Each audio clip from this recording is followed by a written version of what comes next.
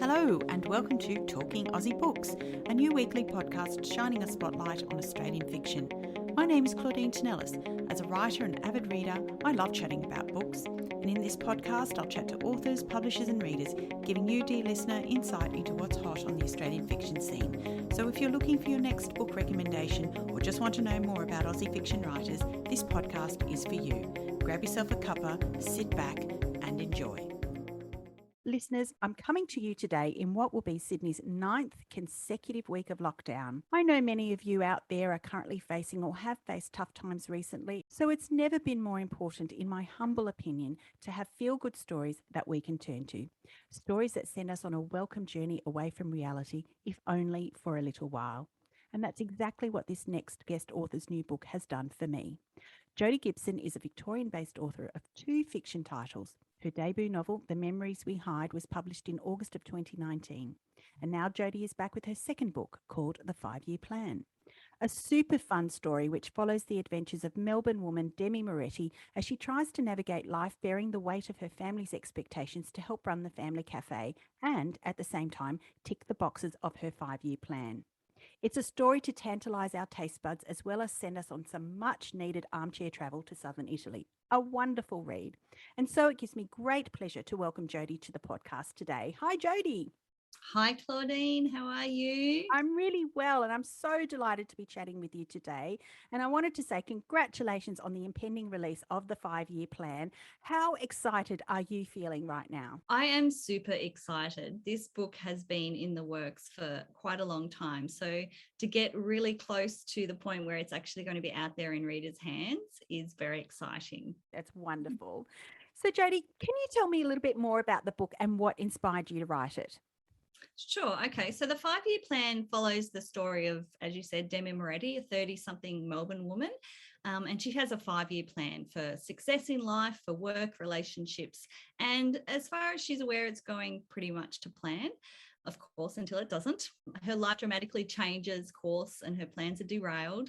And she ends up in Italy to immerse herself in her family's heritage, learn more about the Italian food and take all that knowledge back to her father, and so she can prove to him that she should be taking over the family cafe. But of course, there's things that happen over in Italy, long-held family feuds, a love triangle from the past, and also an unexpected friend in Leo, and they all come together to make her begin to question pretty much everything she's planned in her life, especially her 5-year plan. The inspiration for the story came when I actually traveled to Bari in Italy myself. I had written the story initially and it wasn't anything like the final product, which is often the way. There were 3 main characters, but what happened was Demi spoke to me the loudest and she demanded that this was her story and that she needed to go somewhere to realize what she's doing with her life. So when I traveled to Bari,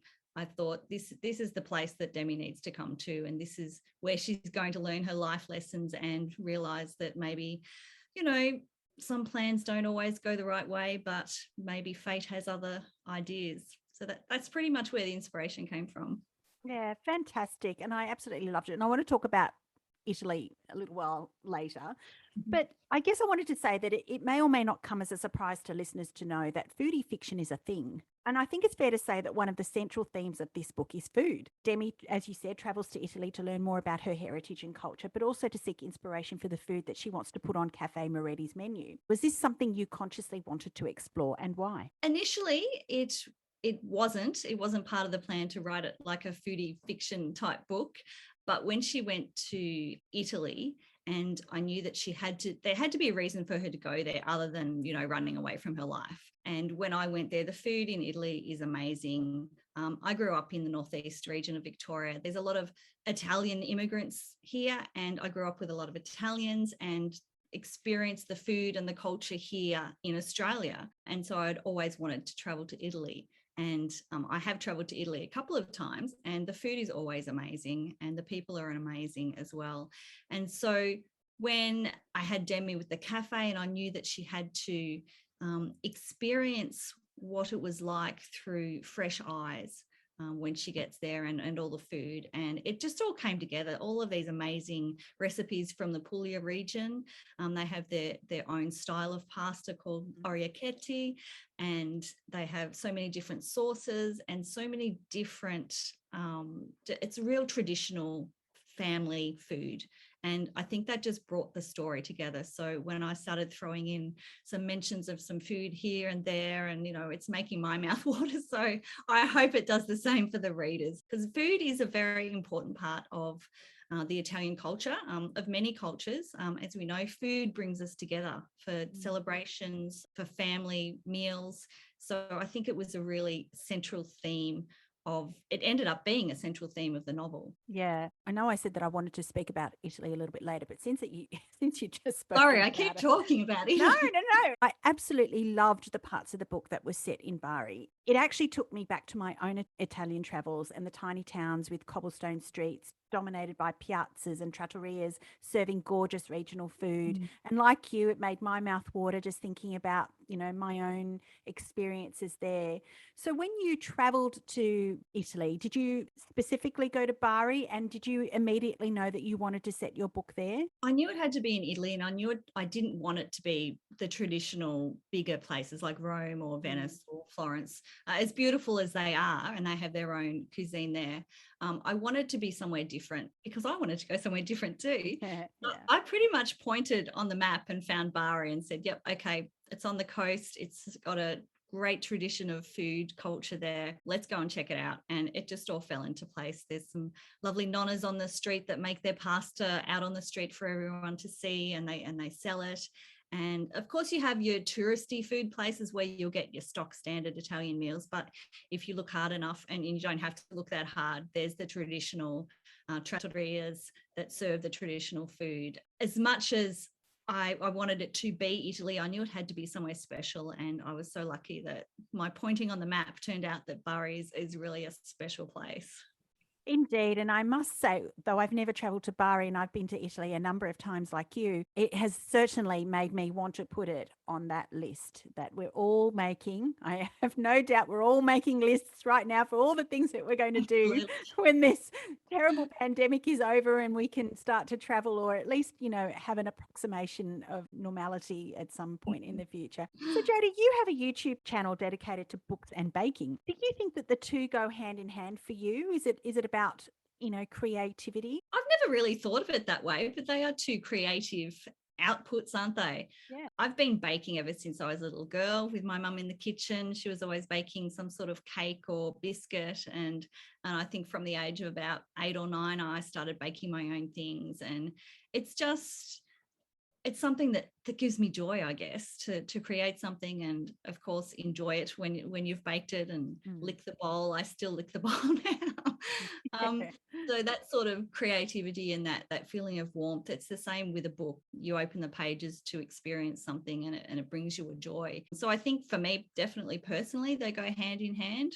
There's nothing like sitting down with a good book and a piece of orange cake and a cup of tea and just, enjoying some me time, or just taking some time out for the day, because we know how busy and crazy our lives are. So books and baking was something that just sort of came together. I will be doing more with the channel. There's not a lot on it at the moment because I've been busy promoting a book. So I'll definitely get more into that. Yeah, I think they work well together, and both of them bring me joy. And I think if you can find that thing or those couple of things in your life that bring you that peace and take you away from the crazy lives that we have, I think that's a good thing. Well said. Now, I related to Demi on many levels, as I said before we started recording. As a first-generation Australian, she tried to straddle two worlds, really. The idea of what family and loyalty means in the context of a traditional Italian family, and on the other hand, following her own dreams. Something I think a lot of first and second generation Australians like me struggle with, really. So I wanted to ask you, what or who was the inspiration for your character of Demi, and how did you get inside her head? Great question. Demi, as I said earlier, she spoke to me the loudest out of my characters from the original first draft. And I wanted her to have a set plan for life that, didn't necessarily go against her family traditions, but she was also a very independent person, a bit of a feminist, a very strong woman, and had her own ideas. So when her father sits down and says to her, I'm going to give the cafe to your older brother when I retire, that really hits Demi, and it makes her question her family heritage, really, and this whole thing of heritage and succession and the traditional ways of some cultures. So I wanted to touch lightly on that, but also make that a part of the book that makes her really start to question things and explore how she can feel about those situations when she's so close to her family, and yet the dreams that she has might actually not be in line with what her traditional family values are. And when I had her go to Italy, I wanted her to see that things aren't set in stone. There are some more traditional Italians who still think that way, but there's also the ones who are moving with the times and who are opening themselves to different ways of being. And it needed to be a lot of conflict in the book between herself morally and the values of her family and her heritage. So it was a really important part. It wasn't necessarily inspired by a situation or anyone I knew. It actually grew quite organically through the story process, which I'm glad, because I think it makes for a good sense of drama in the book and really helps Demi understand who she is in the end. Yeah, absolutely. Couldn't agree with you more. Now, there's a definite Shakespearean element to this story. There's a long-held family feud which causes complications for Demi, to say the least. There are a few families, I imagine, that haven't experienced conflict and hurt. Tell me why this was important to your story. The family feud is something that I'm pretty sure most families would have some sort of conflict.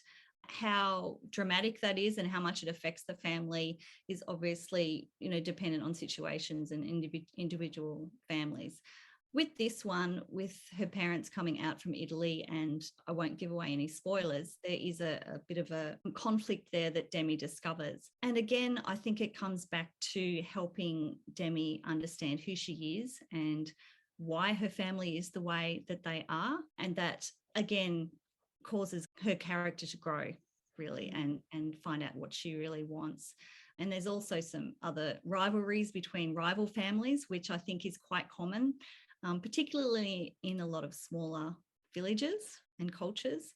So I think both of those coming together really made for a stronger story, and it's Demi's story. So it's all about her realizing what she wants and accepting her values and realizing they are important, as well as respecting traditional family values and wanting to bring a family together as one. I loved Leo. I thought he was a wonderful character. Demi's Italian love I don't interest. think anyone could not love Leo. Oh, I know. He was a wonderfully nuanced character, I thought. But like Demi, he too suffered under the weight of his own family's expectations of him, and he wanted a different life for himself. Do you think this is more a cultural thing, or do you think parents everywhere the world over do this to their children? I think baby parents these days are a little bit more relaxed into allowing their kids to explore who they are and what they want to do. I think in the past it was more that there was more expectations placed on kids to follow the family tradition or follow in their footsteps or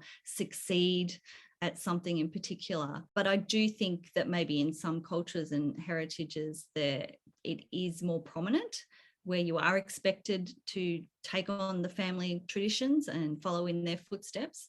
But with Leo, I wanted him to feel the weight of that expectation, because he's experienced something that couldn't allow him to follow his dream. And when it was brought back down to he couldn't do it, he felt like, well, he had to just do what his parents wanted him to do. That can be a really heavy weight to carry. So I think Demi, in turn, when they meet, Demi helps him understand himself better as well. Yeah, it can be a debilitating sense of expectation, I think, for lots of people.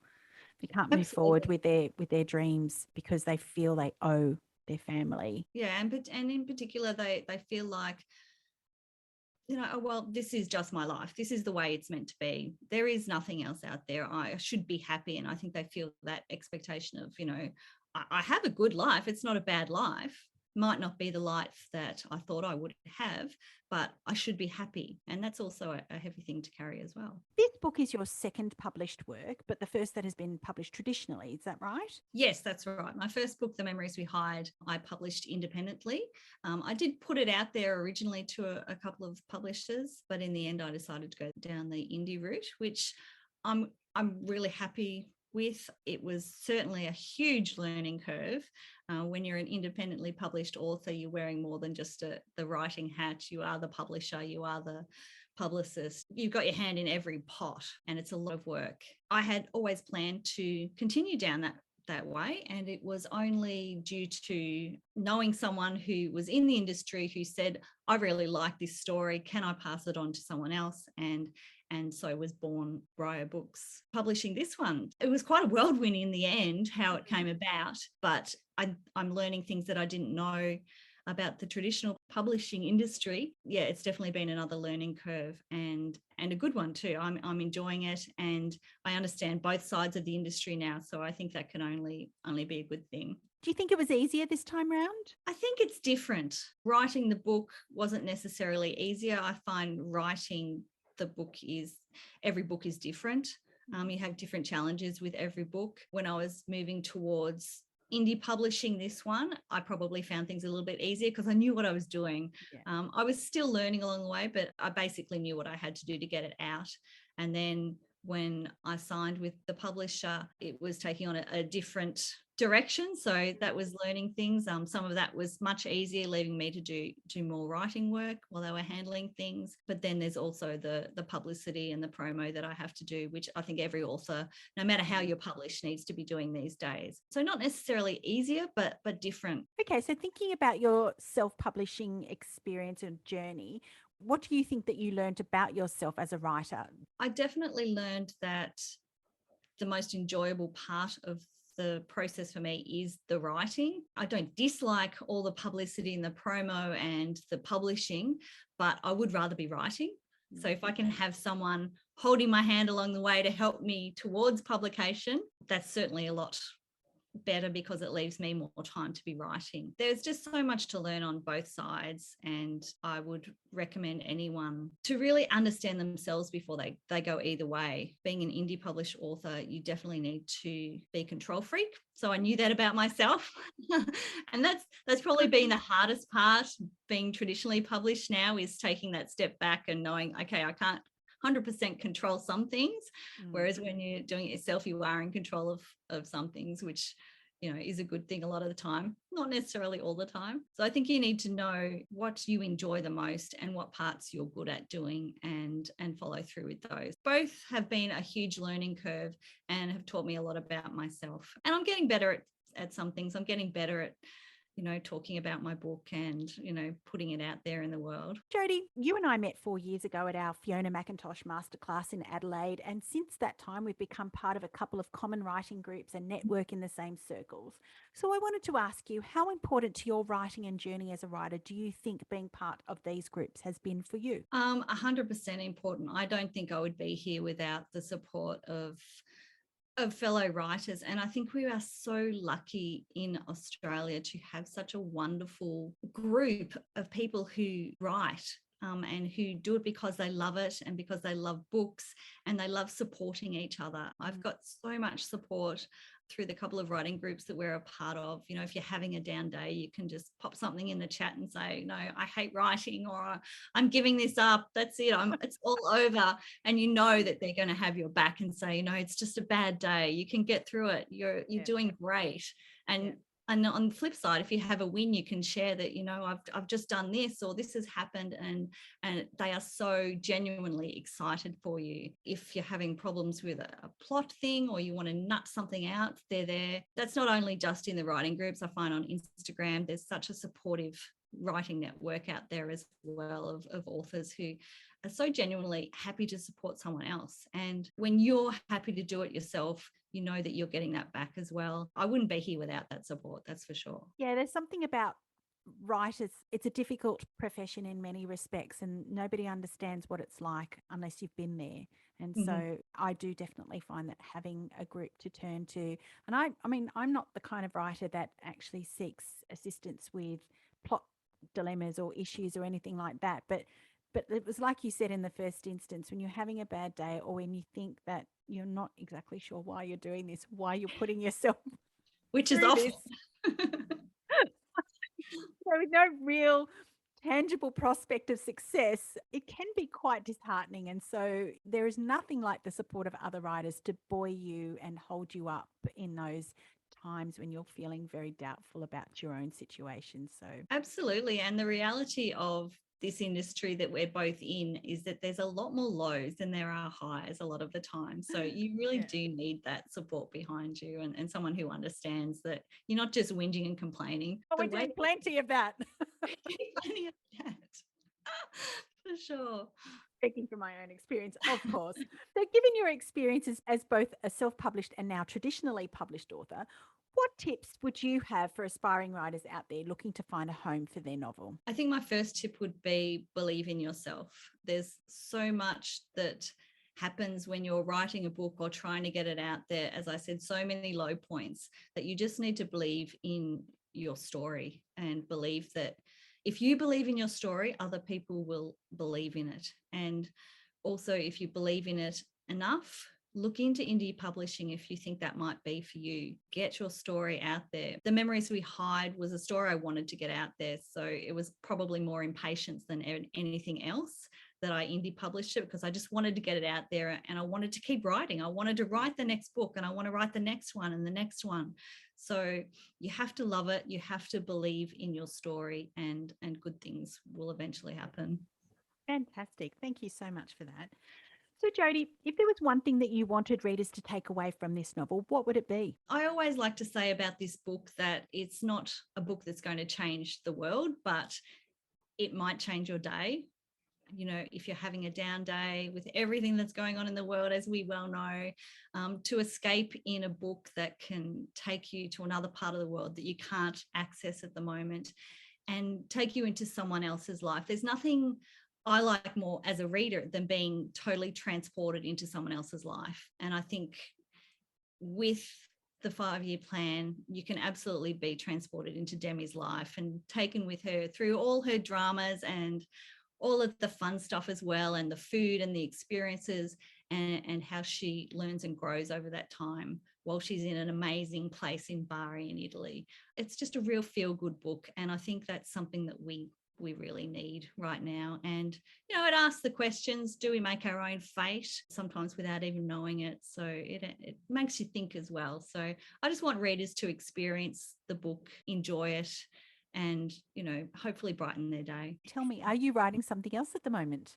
I am almost at the end of the second draft of what I hope will be my next book. The working title is Reinventing Emily Brown's. That's again someone else looking at their life, thinking, being thrown into chaos, going, okay, is this what I really wanted out of life, or do I need to reinvent myself and make myself a new life? So I'm well into the second draft of that, and I always say the second draft is the hardest place to be, because it's where you really have to rip apart that first draft that originally you thought was great and then you realize it's not so great. So it's a lot of hard work and a lot of hard work ahead of me. So, but I'm hoping that will be the next novel. Sounds wonderful.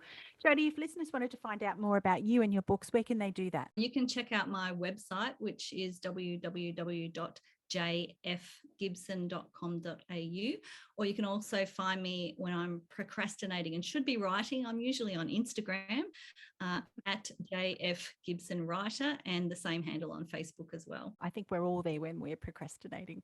I think so. It's a nice place to be, isn't it? It is a nice place.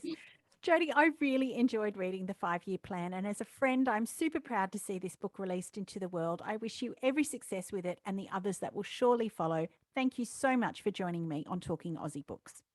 Thank you, Claudine. It's been so much fun. Thank you. Well, that's a wrap, folks. If you enjoyed this podcast, please leave a review on iTunes or drop me a line via my Instagram at Claudine Tinellis or on my webpage, claudinetинellis.com. Thanks for listening. Until next time, happy reading.